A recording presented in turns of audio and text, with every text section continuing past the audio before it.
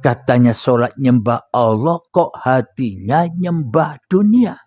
Katanya sholat itu mengabdi dan menyerahkan diri untuk bertemu Tuhannya. Loh kok malah ketemu harta, ketemu dunia di dalam sholatnya. Berarti harta, dunia yang selama ini kita selalu ingat-ingat di dalam dada kita. Itulah ternyata Tuhan-Tuhan tuh yang kita pertuhankan selama ini. Karena kita hanya ingat, hanya dzikir kepada itu. Selama ini kita berzikir-zikir kepada Tuhan, memuji-muji kepada Tuhan, hanya berzikir atau memuji dengan kepalsuan-kepalsuan saja. Kita selama ini lebih berzikir, kita selama ini lebih ingat kepada diri kita sendiri yang mampu untuk berzikir. Kita hanya mengingat diri kita sendiri yang mampu untuk sholat. Kita hanya berzikir atau mengingat diri kita sendiri yang mampu untuk menciptakan apa-apa yang kita kerjakan. Salah zikir karena Tuhannya salah, ya salah semua. Karena Allah hanya memandang hatinya. Bila hatinya kotor, najis dalam diri manusianya, maka semuanya ya kotor, batal semuanya. Akan tetapi bila qalbun mukminin baitullah, bila rumah hati ini sudah dihuni atau sudah dirajai oleh Tuhan yang menciptakan diri manusianya itu sendiri, maka itulah qalbun mukminin, rumahnya orang-orang yang beriman. Ketika yang ada di dalam dada manusia itu hanyalah Allah, hanyalah Allah, hanyalah Bapa, seperti Isa dan seperti Kanjeng Nabi Muhammad sallallahu alaihi wasallam beserta para nabi dan para rasul terdahulu. Jadi sebenarnya cerita Adam, Hawa, Nuh, Idris dan sebagainya, para nabi-nabi atau para rasul terdahulu itu sebenarnya hanya dongeng-dongeng belaka bila kita imani. Kenapa kok dongeng? Karena kita tidak pernah menyaksikan sendiri. Bagaimana mungkin kita bisa meyakini bila kita tidak menyaksikan sendiri? Selama ini berarti kan keyakinan kita hanya kepada imajinasi, halusinasi hati kita sendiri saja. Kisah Nabi Muhammad pun, kisah Nabi Isa pun juga dongeng-dongeng saja. Kenapa saya katakan dongeng? Kita hanya diceritain saja, kata-katanya saja. Meskipun itu kata Al-Quran, meskipun itu kata Alkitab, hanya diceritain saja tanpa menyaksikan sendiri sosok-sosoknya.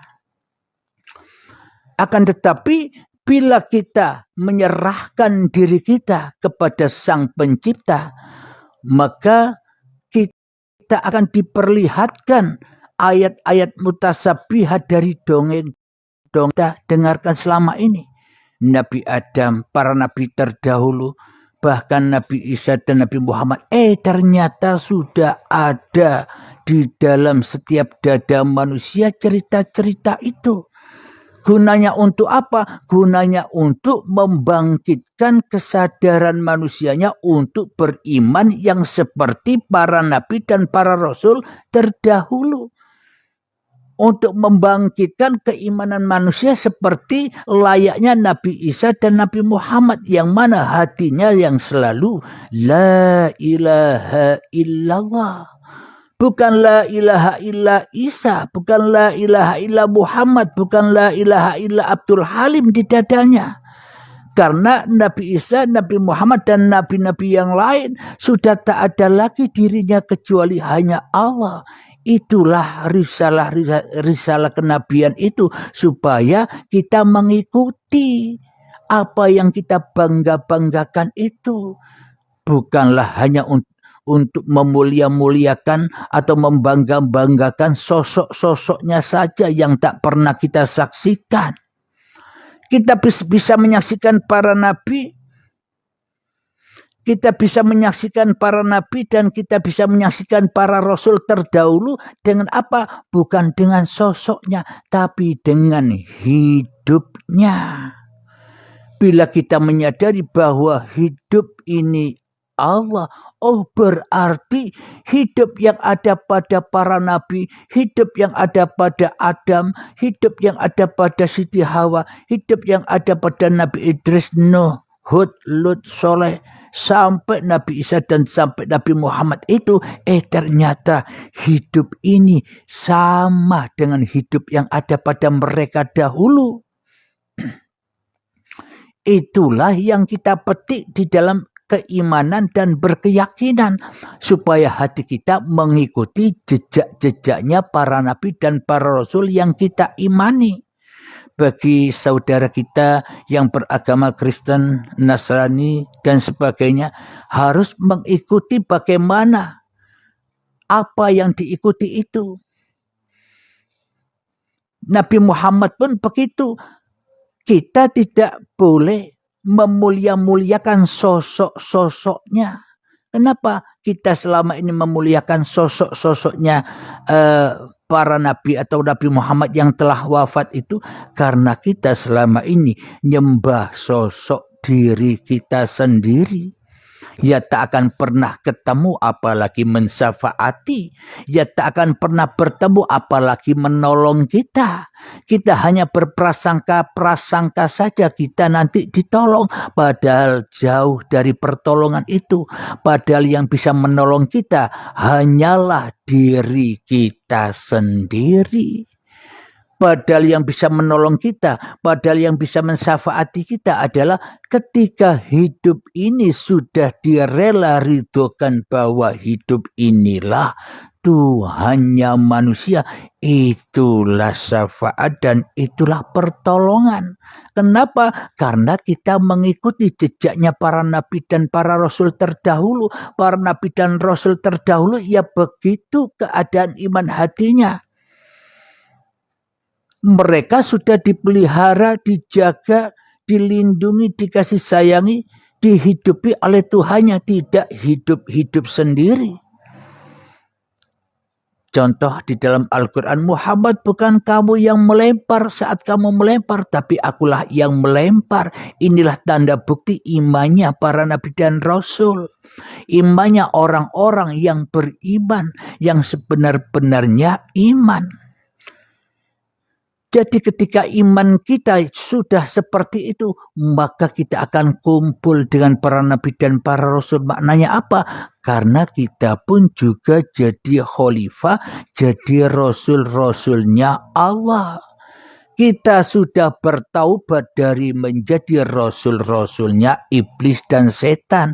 Kita sudah bertaubat jadi rasul utusan pesuruh hawa nafsu kita sendiri di dalam dada kita. Kenapa? Karena hawa nafsu sudah kita serahkan kepada pemiliknya. Inilah yang dimaksud jadidul iman. Jadidu imanakum bila ilaha illallah. Dengan datangnya tahun baru Islam ini, semoga khususnya hati saya dan hati kita semua tergugah, menyadari, memahami kesalahan-kesalahan kita yang selama